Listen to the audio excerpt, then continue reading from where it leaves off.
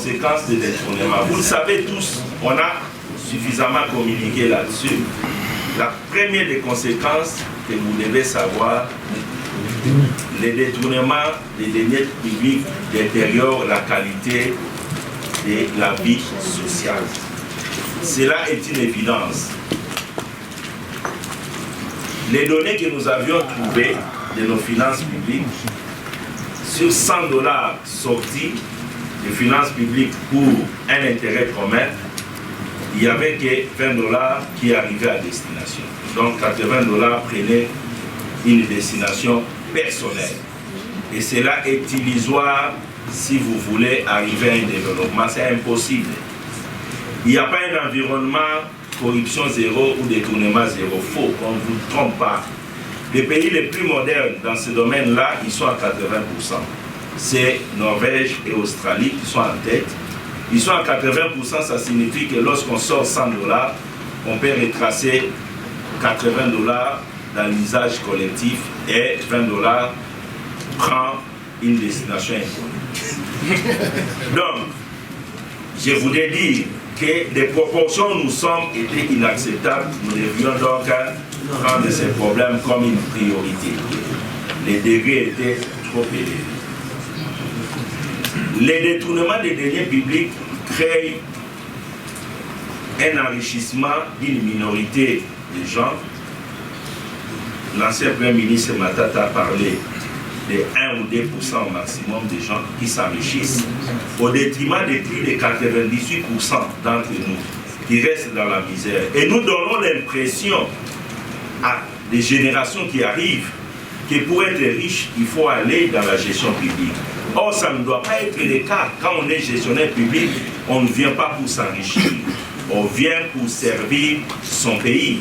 Et si nous continuons à laisser cette minorité de 2% ou 1% qui accède à la gestion publique s'enrichir et donner l'impression à tout le monde que c'est là qu'on peut devenir un homme, nous sommes un pays qui va tout droit vers le mur.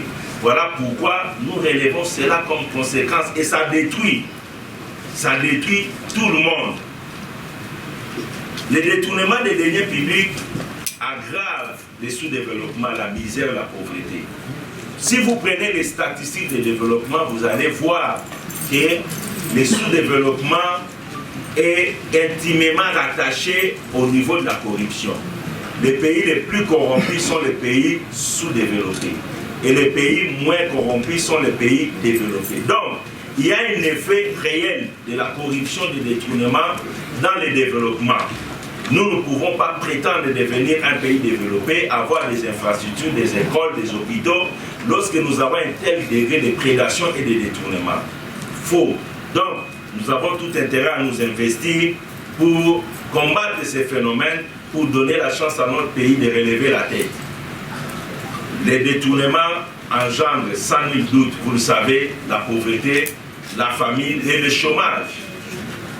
Le chômage parce que on ne peut pas espérer l'amélioration du climat des affaires. On ne peut pas espérer avoir des véritables investisseurs dans un environnement de corruption. Un environnement où vous ne savez pas les concurrents comment ils gagnent les marchés. Vous vous réveillez le matin, vous voyez quelqu'un qui est dans le même domaine de travail que vous, il gagne un marché, vous ne savez pas comment on fait pour gagner les marchés.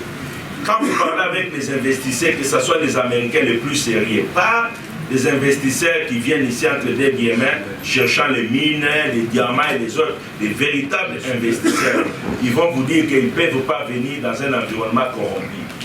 Un investisseur, pour moi, c'est celui qui arrive, qui fait les transferts de technologies, qui vous implante une usine, qui transforme ce que vous avez ici comme matière première, qui les transforme en produits finis et qui crée véritablement de l'emploi.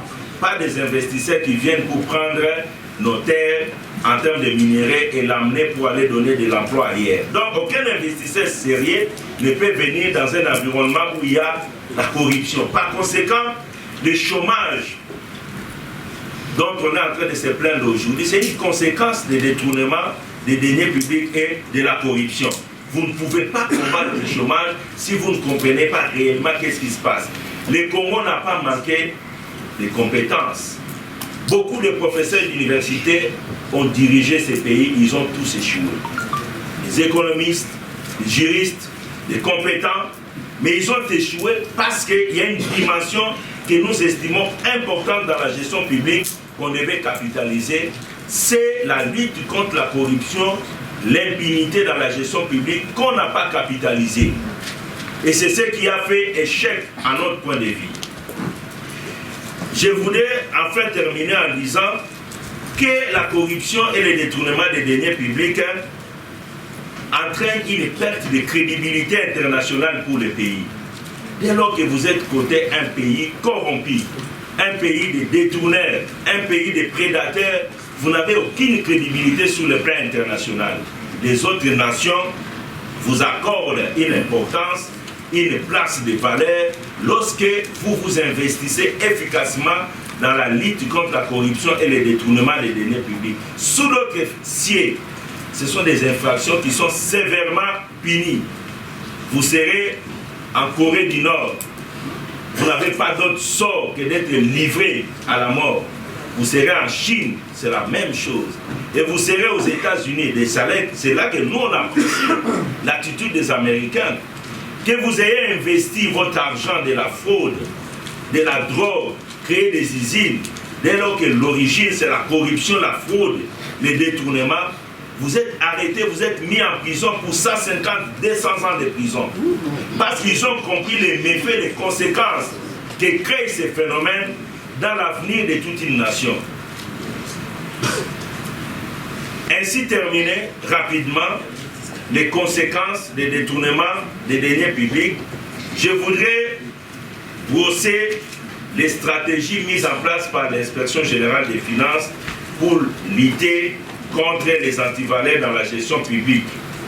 Je vous ai dit que ce travail ici, que fait l'Inspection générale des finances, nous ne sommes qu'un service d'exécution.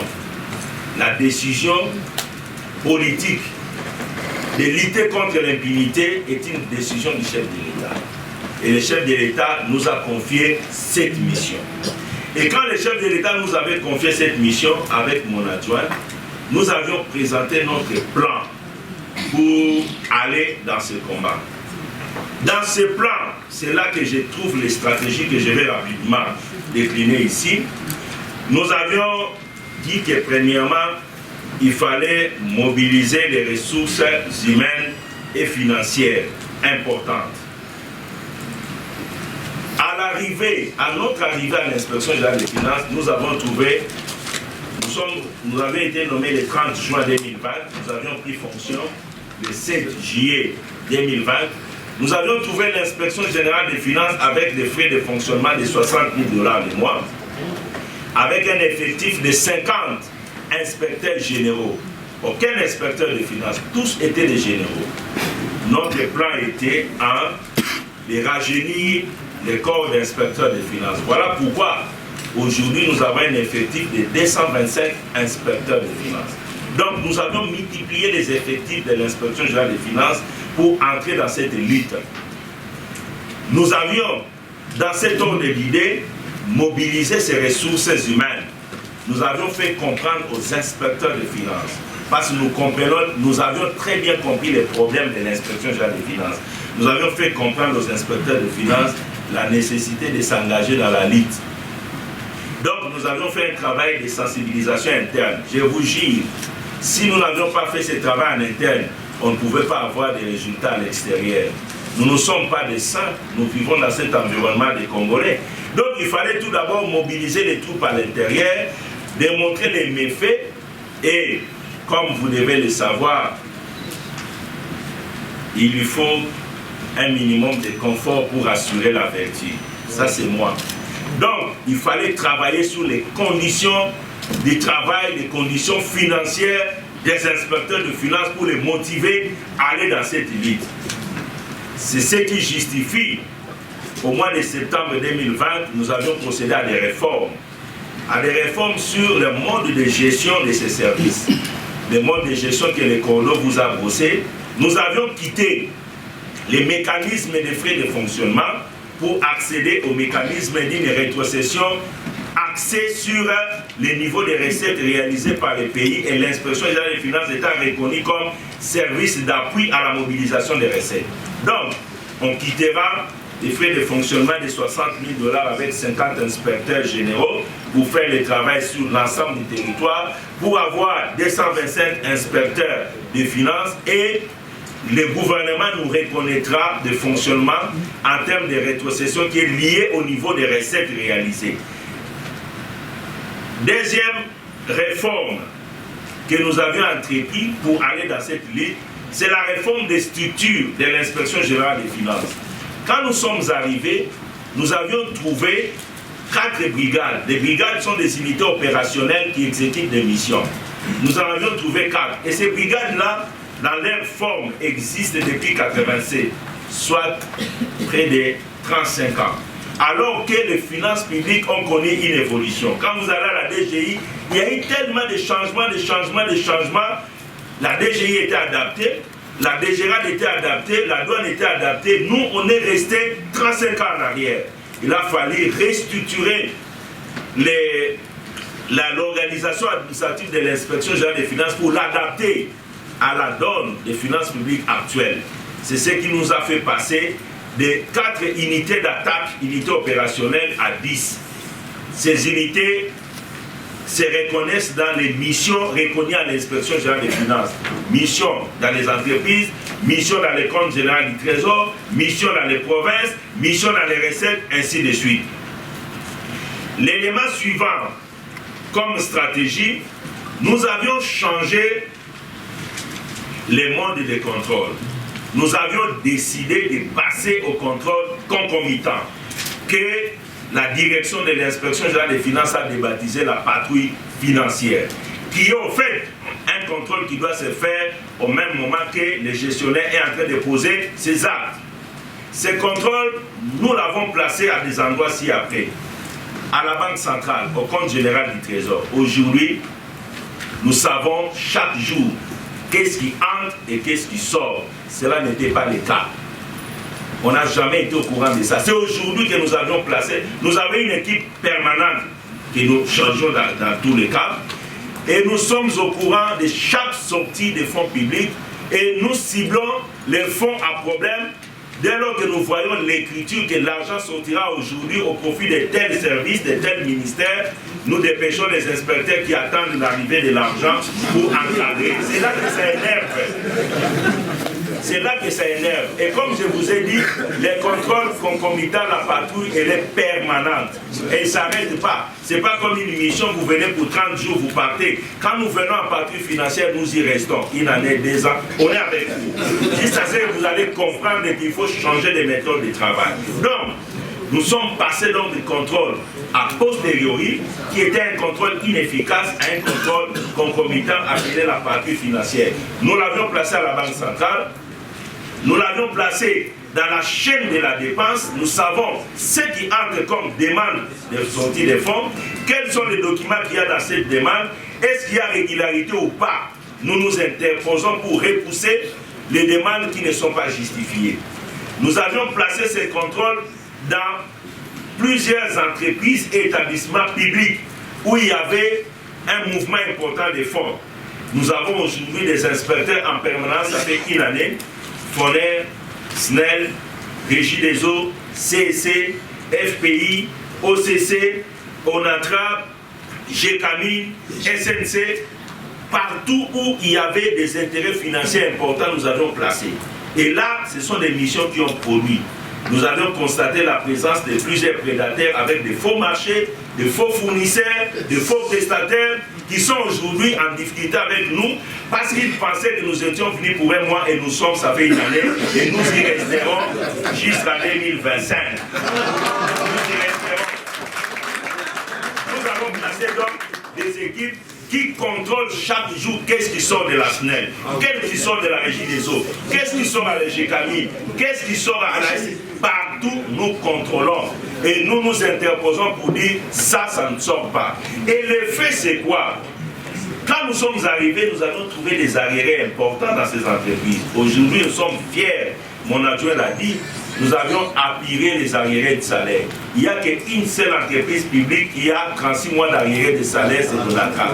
Toutes les autres entreprises sont à jour. Il n'y a plus d'arriérés de salaire. Imaginez la pression sociale qu'on devait avoir si on n'avait pas fait ce travail pour privilégier le paiement des avantages sociaux du personnel. Nous avons réglé ces problèmes. Nous avions intériorisé aux mandataires publics le paiement des impôts. Dans toutes ces entreprises, nous avons trouvé des gens qui ne payaient pas les impôts, qui prélevaient les impôts sur les salaires, qui prélevaient la TVA, mais qui ne les reversaient pas. Nous avons imposé dans le fonctionnement, 1, payer les salaires, 2, payer les impôts, et 3, vous, les mandataires, payez-vous. Après avoir payé les travailleurs, après avoir payé l'État, alors ce n'est qu'après que vous allez vous faire payer vous-même. Et enfin, l'exploitation, parce que les entreprises doivent fonctionner comme 4e priorité. Donc nous avions imposé cette partie financière dans des entreprises sélectionnées. C'est ce qui cause aujourd'hui la nervosité. C'est là la nervosité. Nous avions placé la patrouille au niveau des régies financières, à la DGDA, à la DGI et même à la DGRAD. Nous sommes là, ça fait une année, on ne relâche rien. Nous contrôlons chaque jour comment ces régies fonctionnent, comment ils collectent, et nous sommes derrière. Et ça donnait les résultats. Nous avions placé la patrouille au niveau des provinces. On ne pouvait pas être dans toutes les provinces. Je vous ai parlé des 225, mais il y a une partie, 80 personnes qui sont encore en formation. Dans l'opérationnalité, nous sommes dans les 140. Nous avions placé les inspecteurs dans les provinces. Nous avions sélectionné le Congo central. Nous avions pris les Lualaba, nous avons pris les Haut-Katanga, nous avions pris Kwilu, nous venons de prendre Sud Kivu, nous avions pris Kwango et nous avions pris la ville-province de Kinshasa. Nous avons placé la patrouille financière qui censure. Voilà un peu comment nous avions changé. Donc nous avions quitté les contrôles a posteriori vers les contrôles concomitants. Et s'il le faut, nous passerons au contrôle a priori. Parce que c'est aussi dans nos attributions. Nous pouvons y arriver parce que la loi nous reconnaît cela. Je voulais également dire, comme je vous l'ai dit, on a placé les curseurs du contrôle plus haut. C'est parmi les stratégies, nous avions dit à notre hiérarchie, arrêtons de contrôler les comptables et les directeurs financiers. Les véritables responsables de la gestion que nous connaissons, c'est en fait plus haut qu'il faut aller. Donc il faut aller contrôler les ministres, il faut aller contrôler les DG, il faut aller contrôler les gouverneurs de province pour petit à petit changer la situation. C'est aussi un élément. Et nous allons y rester, nous allons le faire. Ça prendra le temps que ça va prendre. Je voudrais également donner un dernier élément, ou avant-dernier, c'est nous avions travaillé sur les sanctions d'un contrôle. J'aimerais que vous sachiez qu'avant nous, les rapports de l'inspection générale des finances étaient uniquement destinés à notre hiérarchie. Vous contrôlez, vous faites les rapports, vous envoyez au cabinet du chef de l'État pour exploitation. C'était ça le mode opératoire. Nous avions dit, il ne sera plus question. Nous devons changer. Nous avions visé alors 3 niveaux de sanctions. 1, quand nous contrôlons, nous établissons les rapports, nous devons tout faire pour activer la sanction administrative. La sanction administrative, c'est la sanction que doit donner l'autorité de qui dépend les contrôler. On contrôle les DG, nous devons accélérer, excusez-moi le terme, son chef hiérarchique, qui est le ministre, à les sanctionner. Bien sûr, nous passons par notre hiérarchie, nous faisons les rapports, le rapport est adopté, nous avons des instructions, nous l'orientons aux responsables de l'entreprise. Si c'est un établissement public, c'est les ministres sectoriels. Si c'est une entreprise publique, c'est les ministres du portefeuille. Nous demandons que les sanctions soient prises. Il n'est plus question qu'un contrôle qui s'est soldé par une mégestion caractérisée et des détournements, que ce contrôle-là puisse trouver son terminus dans les tiroirs. Il faudra qu'on applique les sanctions. Donc nous avions activé la sanction administrative. Deuxièmement, nous avions travaillé sur la sanction judiciaire. C'est ce qui ne se faisait pas à l'inspection générale des finances. Nous avions dit que nous sommes des OPJ. Pourquoi nous avions contrôlé, on découvre des faits infractionnels, nous n'activons pas les cours des tribunaux. Nous avions commencé dès 2020 à activer la sanction judiciaire. Quand on découvre dans un dossier qu'il y a des infractions en rapport avec le détournement des deniers publics, nous faisons un PV à tant qu'OPJ et nous saisissons les procureurs et nous lui demandons de poursuivre. Donc, c'est dans ce cadre-là que nous avions traduit beaucoup de contrôlés en justice. Et cela est légal, c'est dans nos compétences. Malheureusement, on ne l'exerçait pas avant. Quand nous avons commencé à le faire, les gens ont considéré que c'était les habits. Il y a des gens qui nous ont dit non, il faut faire les contrôles, faire les rapports et attendre. Non, si vous voulez lutter, il faut sortir des sentiers battus, changer les méthodes en rapport avec les comportements des gens qui gèrent. Voilà donc, deuxième niveau, nous avons activé la sanction judiciaire. Et enfin, troisième élément, troisième sanction, nous avions misé sur la réprobation sociale. Et pour moi, c'est important. La réprobation sociale, c'est aller vers le quatrième pouvoir de la société, communiquer, donner l'information sur les bandits, les détournés, pour qu'ils puissent crier. Parce qu'il y a une réalité. Les mauvais gestionnaires ont besoin d'un côté du fonds public et de l'autre côté d'une dignité.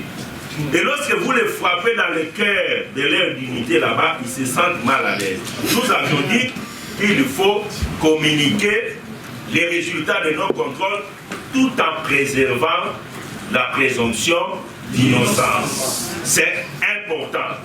Quand nous communiquons, nous ne citons pas les gens. Mais nous savons qu'en communiquant, ils vont se sentir visés et ils vont déclencher les débats. Mais nous, on ne communique pas leur nom. Nous avons le droit de dire qu'on a contrôlé telle structure et nous avons trouvé une mégestion grave qui sont au terre dans les rapports. Mais c'est eux-mêmes qui vont commencer à parler, ils lancent les débats et tout le monde sait que c'est de lui qu'on parlait. Donc, nous avions décidé de déclencher cette sanction. Elle est importante, c'est pourquoi vous êtes là. Vous constituez une force. Moi, parfois, je suis étonné. Quand il y a des problèmes, les gens considèrent ça comme un problème entre Alinguete et un prédateur. Je n'ai jamais un problème avec un prédateur. Si vous comprenez le fonctionnement de l'inspection générale des finances, je n'ai jamais fait une mission sur le terrain, moi. Jamais. On demande une mission, mon rôle, c'est de signer l'ordre de mission. L'exécution, nous avons des inspecteurs généraux, chefs de brigade, qui ont la mission d'encadrer, d'exécuter. Ils finissent, je ne vois que les rapports finaux. Et quand il y a les rapports finaux, ces inspecteurs généraux sont autant que moi, inspecteurs, revêtus des mêmes compétences. Donc quand ils rendent leurs conclusions, même moi, je suis devant un fait. Je ne peux pas modifier une seule conclusion d'un inspecteur. Parce qu'il nous amène les conclusions. Et nous, au niveau de la direction, on ne fait qu'analyser les conclusions et adopter. Imaginez que je me mette, moi, à prendre les rapports des inspecteurs à mettre dans les tiroirs, ou à prendre les rapports des inspecteurs à dire non, cette conclusion il faut modifier, je vais être la personne qui aura mis frein à un élan patriotique parmi les inspecteurs. Je ne peux pas jouer à ce rôle. Je peux vous dire, parfois je me retrouve devant des situations embarrassantes. Tout récemment, le PCA de l'ONATRA, qui est à Makala, et mon cousin, je vous le révèle. Mais j'étais devant une évidence. Je ne peux rien faire. Il venait me voir à tout moment quand il a été nommé. Je lui ai dit, faites attention, faites attention. Quand on est parti le contrôler, je ne pouvais rien faire d'ailleurs. Je n'étais même pas là. C'est mon adjoint qui a déclenché la mission. Les conclusions sont arrivées, nous tous, devant l'évidence. Je ne pouvais rien faire, rien. Et il est à Makala. On est devant, parfois on est mal compris. Je peux même vous dire, moi les jours où j'ai vu les conclusions des enquêtes de Boukangalos, j'étais très mal à l'aise. Très mal à l'aise parce que moi, j'ai étudié avec l'ancien Premier ministre. Un homme très intelligent, compétent et organisateur. Nous sommes de la même école. partout où nous passons, nous laissons des traces d'organisation. Vous sentez qu'il y a un organisateur qui passe. Je ne savais pas que les conclusions des enquêteurs pouvaient être celles-là. Mais quand les conclusions sont arrivées, je peux vous dire vraiment que j'étais quelque peu déboussolé et affaibli. Parce que je n'ai pas la compétence de modifier les conclusions du travail des inspecteurs. Sinon, je vais entrer en guerre avec eux. C'est eux qui font la guerre. Donc, ce n'est pas mon rôle. Ce n'est pas mon rôle, ce n'est pas mon travail. Donc, moi, quand les conclusions arrivent, ces conclusions-là deviennent des conclusions de l'inspection générale des finances et je suis obligé de défendre cela. Malheureusement, on ne se comprend pas. Tout récemment, tout ce qu'il y a comme bruit, je n'ai jamais été dans une entité pour faire un contrôle. Celui qui amène tous les prédateurs arrêtés dans la patrouille financière, c'est le chef de brigade de la patrouille financière. Il est sur terrain, je ne sais pas s'il est là. Voilà, c'est lui. C'est lui qui dirige la patrouille financière.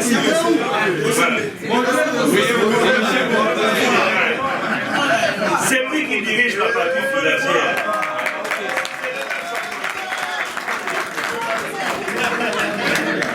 C'est lui qui dirige la patrouille financière.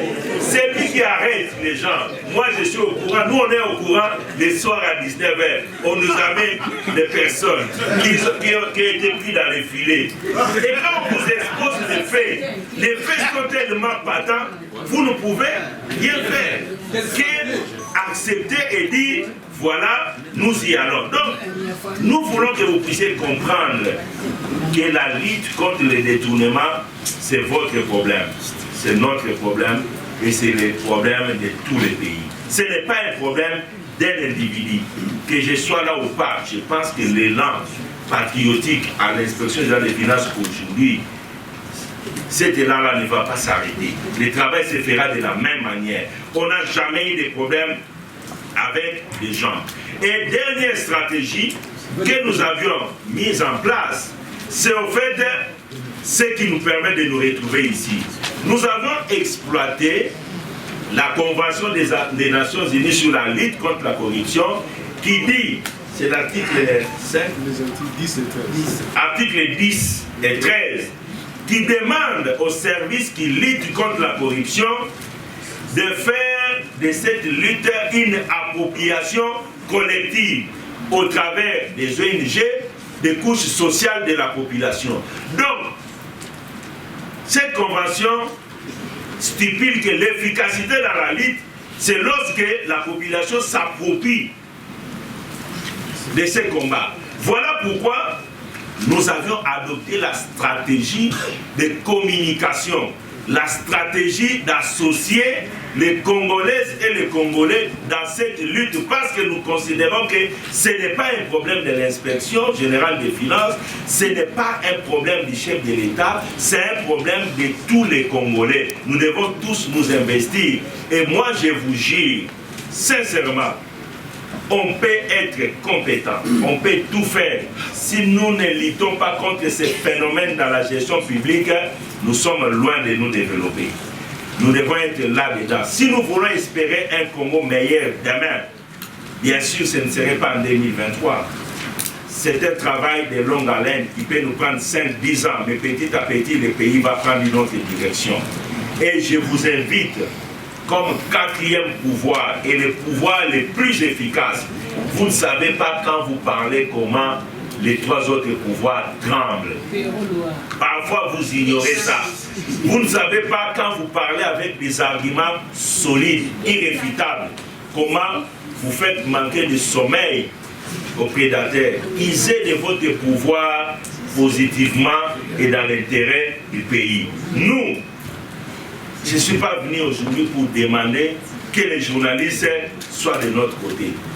Vos critiques, si on ne vous critique pas, alors vous allez tout droit vers la dictature. Aucune œuvre humaine n'est parfaite. Moi, j'accepte les gens qui nous critiquent. et il nous aide à nous améliorer. Et je veux que les gens qui nous critiquent continuent de nous critiquer. Il faut qu'ils nous critiquent. Et nous allons profiter de ces critiques pour nous améliorer. Qu'ils restent dans les critiques, ça nous aide. Ceux qui nous critiquent sont aussi nos serviteurs. Et ceux qui nous appuient, j'aimerais qu'ils nous appuient, non pas dans le militantisme, non pas dans les challenges, qu'ils nous appuient en regardant effectivement ce que nous faisons, si c'est bon, de nous appuyer. Voilà pourquoi nous sommes venus pour communiquer, pour que ceux qui nous critiquent en connaissance des causes, et ceux qui nous appuient également en connaissance des causes. Voilà. Les journées d'échange citoyen instaurées par l'inspection générale des finances sont des journées de sensibilisation des couches sociales pour faire porter les messages de la lutte contre la corruption et les détournements et pour faire comprendre à ceux-là qui peuvent influer positivement sur la marche de la nation comment nous faisons notre travail. Président, j'ai dit je vous remercie. Je peux présenter aussi un bel appui. Donc félicitations à eux, on peut les applaudir pour eux.